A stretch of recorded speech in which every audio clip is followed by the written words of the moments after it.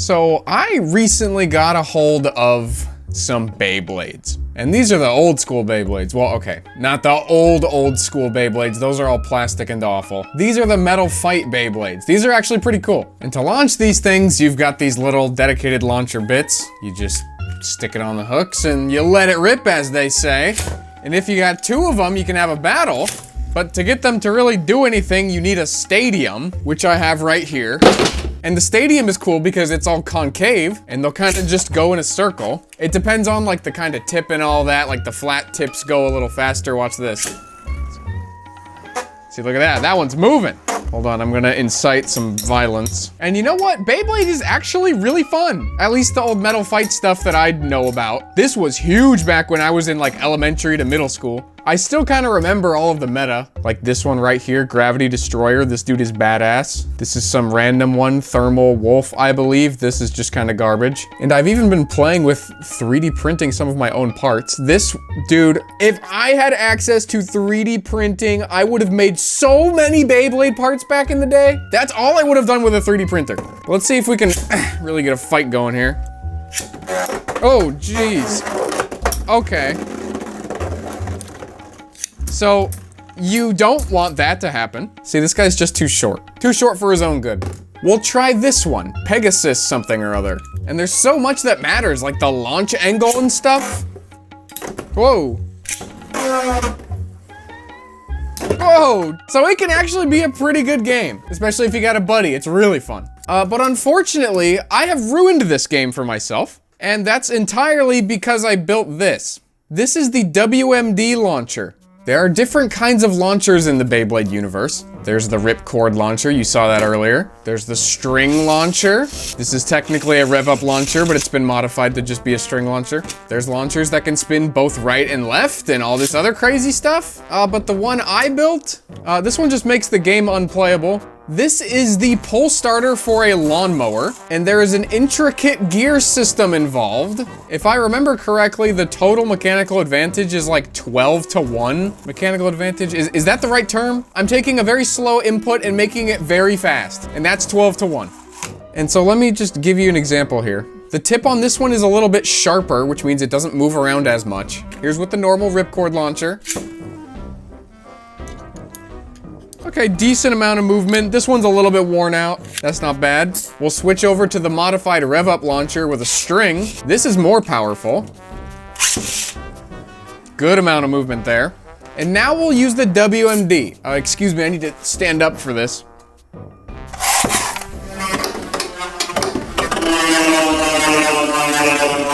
So...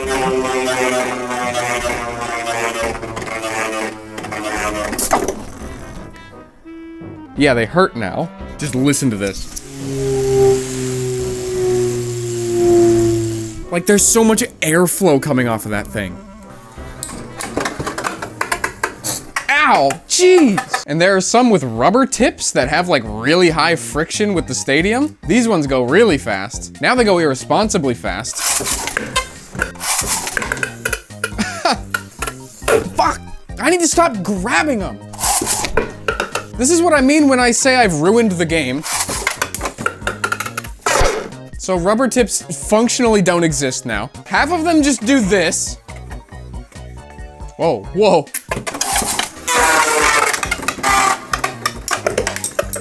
Holy crap. Okay, this one just needs to be taller. We'll put a taller track on there.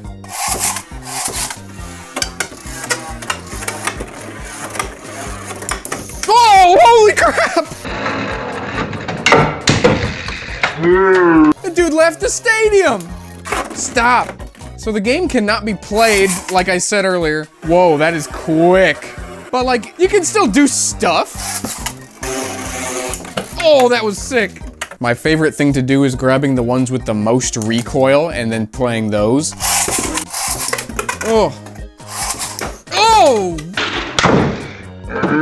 I don't even know where that one went. If you're using this launcher, nobody wins, but everybody will get hurt. And that has to count for something.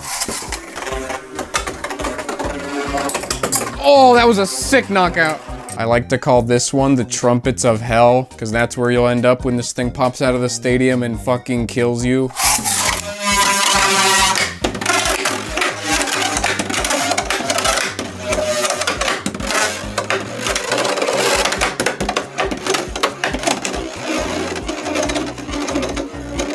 A little aggressive, that one. Oh! It's terrifying! It's scary! They're so scary.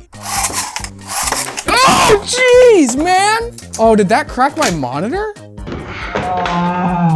I'm surprised they aren't breaking. Like, you can see the battle scars, especially on these painted ones, but they're not like chipping off. Man, these have taken some damage. So here it is, the WMD launcher. I'm gonna put like a little tutorial together or something in the 3D printed files, and then where you can buy this lawnmower starter if you want to make this thing. But I sincerely hope you don't. Jeez! All right, so to put this thing together, you will need one of these, various M2 screws, various small washers, and various M3 screws. Also some of these little heat set brass inserts and a way to put them in. A soldering iron works great. And a little bit of silicone grease. I mean, any grease will do. I just like this one. And that's it for the hardware, but you'll also need to sacrifice one of your Beyblade launchers. It doesn't really matter which one. All we need is this piece. Not to mention, you will also need all of the 3D printed parts, and there will be links to everything you see before you in the description. If you don't have a 3D printer, there's actually some services that you can send the 3D print files and they can print them out for you. There's ones like Shapeways, PCBWay can do it, or just ask your uncle with a 3D printer. That works too. All right, let's get started. The first thing you're gonna wanna do is take off the launcher piece. All we need are the little hooks. We don't need any of the stuff in here. We don't even need this screw. So put those aside and just hold on to this guy. Now we're gonna take the big plate piece and we're gonna put in 4 heat set inserts. And it technically doesn't matter which side you put these in from, but I would recommend putting them in through the bottom, just because then it'll come out cleaner on this side, which is the side you're mating to the starter. So just take your soldering iron, stick it through right there, and just go ahead and slowly push it in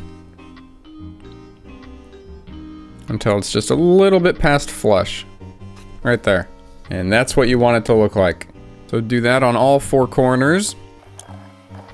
Now I want you to go ahead and grab the output shaft. All of these shafts should not be printed standing up like that. You're gonna wanna print them with one of the sides flat. You want the layers to build up going this way. And the reason for that is that they can shear from the torque of the launcher and they can split in half really easily if you print it going up and down like that. And this one is a little tricky, so you're gonna need a little bit of support. You can see it came out a little bit scummy. But this one you also wanna print like that. But anyway, this piece, take your insert, stick it right in the end. And now this one, you can't just push the soldering iron straight into it because it doesn't go deep enough. If you've got the proper tool for this, you already know what to do. But if you're using a soldering iron, you'll just want to kind of do it like this. This takes longer to heat up, but this way you're not jamming the end of it straight into the print.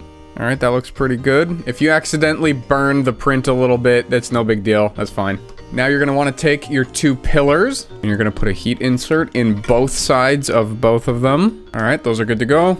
Next, we're gonna use this piece right here. When printing this one, definitely print it in this orientation. You're gonna have to put some support material in there, but that's all right. You want this to be as smooth as possible. So go ahead and put a couple of inserts in the back of this. And don't be like me and put the wrong size one in there. You gotta use the ones that are less than 6 millimeters. And that'll do it for this part. In fact, that'll do it for all of the heat inserts. Now I want you to go ahead and grab the lawnmower starter. Very carefully take off this center screw. And the reason I say very carefully is because there is a very large spring in the back of this thing, and it has the potential to come out once this screw is out. So if I were you, I would hold on to the outer plastic here and then unscrew this. Now just take this inner plastic ring out. You should be okay to let go at this point. You'll have to just kind of feel it out. If it wants to come up on you, then don't let go. But mine seems like it's staying stable. Whatever you do, do not pull this in this state. It will actually just blow up on you. Okay, so now with that piece we just took out, you're gonna wanna take this washer out and then just transplant it to the piece that we just finished with. And this should already be kind of pre-greased, so you don't really need to put any more in. All right, and there you go. That is now in. And now this part can be kind of tricky because you really want that washer to stay in there, but now you got to flip it upside down. Oh, see, it just fell out for me. So I'm gonna just pick it up, do it this way. Okay, so once you get that on the spring there, you want to rotate the 3D printed part until the teeth of this nylon piece line up with the indent on the 3D printed part. So that's perfect right there. Go ahead and press it down. Take the screw, put it back in, and screw it back down. Make sure that you're mating with these indents correctly. You don't want the 3D print to be on top of it. But this looks good to me. So now what you're gonna wanna do is slowly turn this. We wanna make sure that the screw is not turning with the rest of it. So pull a little bit to get it to turn. Okay, it's not turning in that direction. And then go ahead and come back. It's not turning in that direction. So that looks good to me. All right, next step, go ahead and grab this piece and we're just gonna install it on the starter, just like that. Now grab some of your M3 screws. I'm gonna be using M3 by 8mm screws for this, and then get those connected together. And don't over torque these because the heat inserts can come out if they're not inserted too great.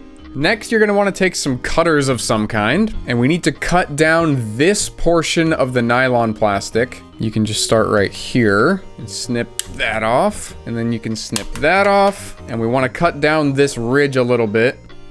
Oh, and that should be good enough. And then do it again on the other side. And that's perfect. Next, go ahead and take the large shaft. There's a couple of pins that you gotta take out here. I think there's one on 2 of the corners. Okay. Actually, I'm gonna change my mind a bit. Let's not put this in quite yet. Go ahead and grab the large output shaft ring and apply some grease to the top of it. Don't need a ton, just enough to get a decent coating on there. Now go ahead and put that on the shaft, and I want the greased side to be up, and then push it down to about like that. Now go ahead and grab your big gear, and then slide that on. Now you're gonna wanna grease the gear. You just need to put a couple of really big chunks in a couple of different spots, maybe like 4 or 5 of these, and then it'll spread itself around as it spins. Then once you've greased the big gear, go ahead and grab your smaller input shaft ring. Go ahead and grease one side of that as well. Now take the input shaft and flip it around like this, and make sure the greased side of the ring is up, and then put it on like that.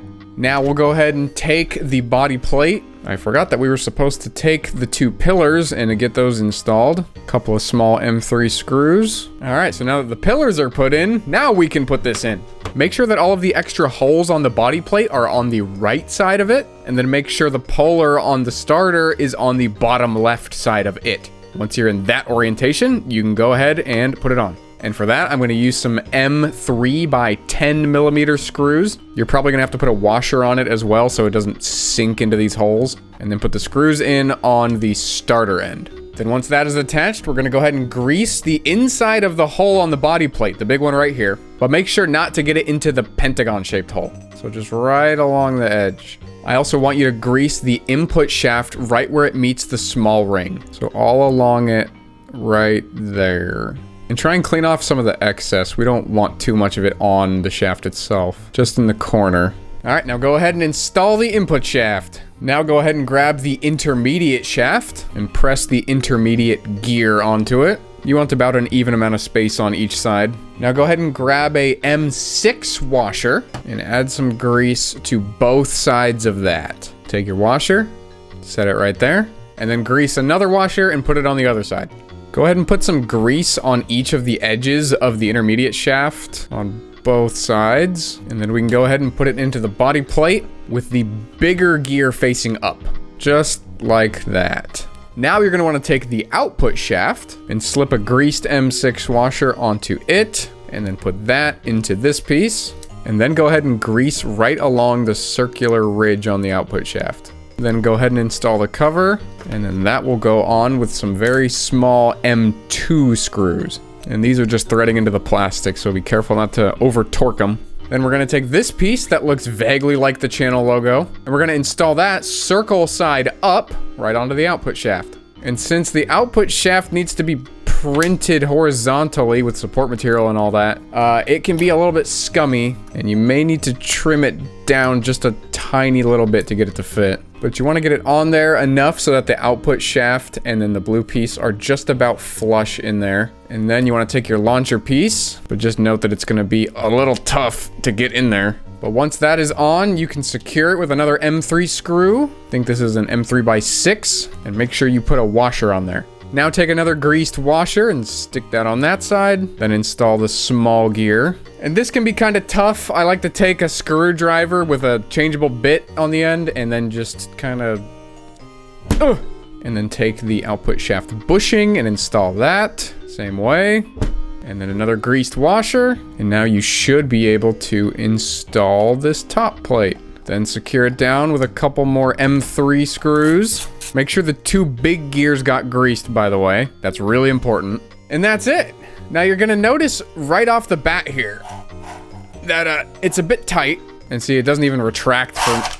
Oh. Okay, I guess it does retract. It just has a hard time sometimes. Like right now.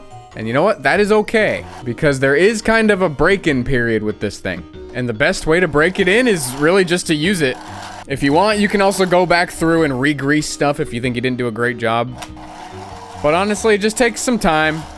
And don't pull it too hard and too fast too early, because you might actually melt some of the plastic parts. But yeah, the more you use it, the faster it'll get broken in. I love this thing. Thank you for watching.